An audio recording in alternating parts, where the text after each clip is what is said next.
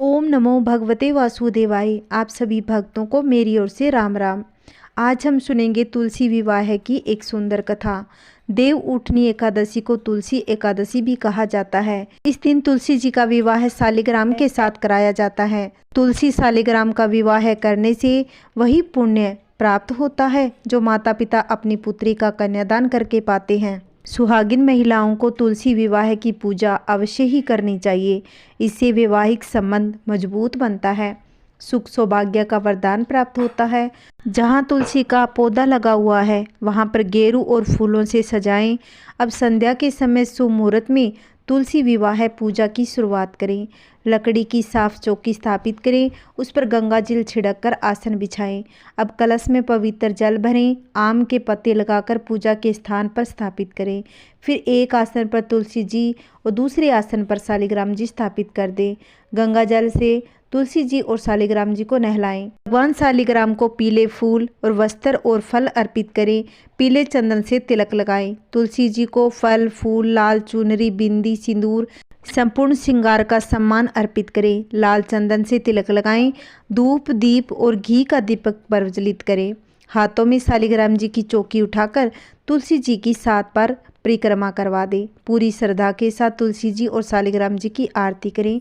खीर, मेवे या मिठाई का भोग लगाएं। तुलसी चालीसा का पाठ अवश्य करें। आइए अब भक्तों कथा रसपान कर लेते हैं। एक बार शिव ने अपने तेज को समुद्र में फेंक दिया था। उससे एक महातेजस्वी बालक ने जन्म लिया। यह बालक आगे चलकर जालंधर के नाम से पराक्रमी दैत्य राजा बना। इसकी राजधानी का नाम जालंधर नगरी था।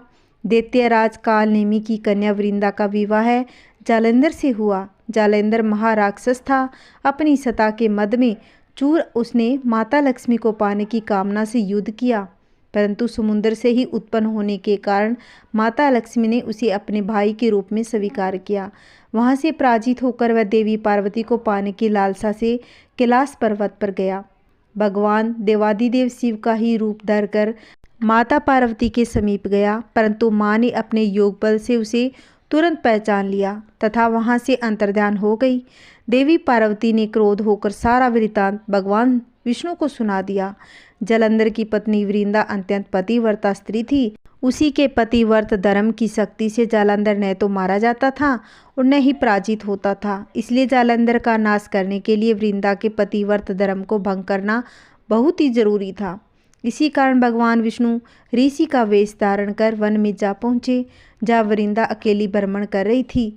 भगवान के साथ 2 मायावी राक्षस भी थे, जिन्हें देखकर वृंदा भयभीत हो गई। ऋषि ने वृंदा के सामने एक पल में दोनों को भस्म कर दिया। उनकी शक्ति देखकर वृंदा ने कैलाश पर्वत पर महादेव के साथ युद्ध कर रहे अपने पति जालंधर के बारे में पूछा। ऋषि ने अपने माया जाल से 2 वानर प्रकट किए।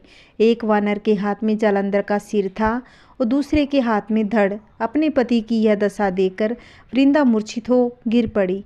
होश में आने पर उन्होंने ऋषि रूपी भगवान से विनती की वह उसके पति को जीवित करे।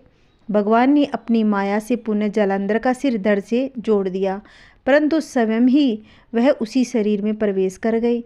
वृंदा को इस छल का जरा भी आभास न हुआ। जालंधर बने भगवान के साथ वृंदा पतिव्रता का व्यवहार करने लगी, जिससे उसका अस्तित्व भंग हो गया। ऐसा होते ही वृंदा का पति जालंधर युद्ध में हार गया। इस सारी लीला का जब वृंदा को पता चला तो उससे क्रोध होकर भगवान विष्णु को शिला होने का श्राप दिया और स्वयं सती हो गई। जहाँ वृंदा वसम हुई थी वहीं तुलसी का पौधा उगा। भगवान विष्णु ने वृंदा से कहा, हे वृंदा, तुम अपने अस्तित्व के कारण मुझे लक्ष्मी से भी अधिक प्रिय हो गई। अब तुम तुलसी के रूप में सदा मेरे साथ रहोगी। जो मनुष्य भी मेरी शालिग्राम रूप के साथ तुलसी का विवाह करेगा उसे इस लोक और परलोक में विपुल यश प्राप्त होगा। जिस घर में तुलसी होती है वहाँ यम के दूत असमय भी नहीं आ सकते। गंगा व नर्मदा के जल में स्नान तथा तुलसी का पूजन बराबर माना जाता है। चाहे मनुष्य कितनी भी पापी क्यों न हो, मृत्यु के बाद जिसके प्राण मंजरी रहित तुलसी और गंगा जल मुख में रखकर निकल जाए वह पापों से मुक्त होकर बैकुंठ धाम को प्राप्त होता है। जो मनुष्य तुलसी व आंवलों की छाया में अपने पितरों का श्राद्ध करता है उसके पितर मोक्ष को प्राप्त हो जाते हैं। उसी दैत्य जालंधर की यह भूमि जालंधर नाम से विख्यात है। सुनते हैं शालिग्राम जी की आरती। शालिग्राम सुनो विनती मेरी, यह वरदान दया कर पाऊँ। प्रातः समय उठी मंजन करके, प्रेम सहित स्नान कराऊँ। शालिग्राम सुनो विनती मेरी, यह वरदान दया कर पाऊँ। चंदन धूप दीप तुलसी दल, वरन बरन के पुष्प चढ़ाऊँ। तुम्हारे सामने नृत्य करूँ नित, प्रभु घंटा संग मृदंग बजाऊँ। शालिग्राम सुनो विनती मेरी, यह वरदान दया कर पाऊँ। चरण धोए चरणा अमृत लेकर, कुटुंब सहित बैकुंठ सिधारूँ। जो कुछ रूखा सूखा घर में, भोग लगा कर भोजन पाऊँ। शालिग्राम सुनो विनती मेरी, यह वरदान दया कर पाऊँ। ऐसी कृपा करो मुझ पर, जम के द्वार जाने ना पाऊँ। माधो दास की विनती एही, हरिदासन का दास कहाऊँ। शालिग्राम जी सुनो विनती मेरी, यह वरदान दया कर पाऊँ। शालिग्राम सुनो विनती मेरी, यह वरदान दया कर पाऊँ। आइए भक्तों, तुलसी विवाह भजन सुनते हैं। राधे पूछ रही तुलसा से, तुलसा कहाँ तेरी ससुराल। राधे पूछ रही तुलसा से, तुलसा कहाँ तेरी ससुराल।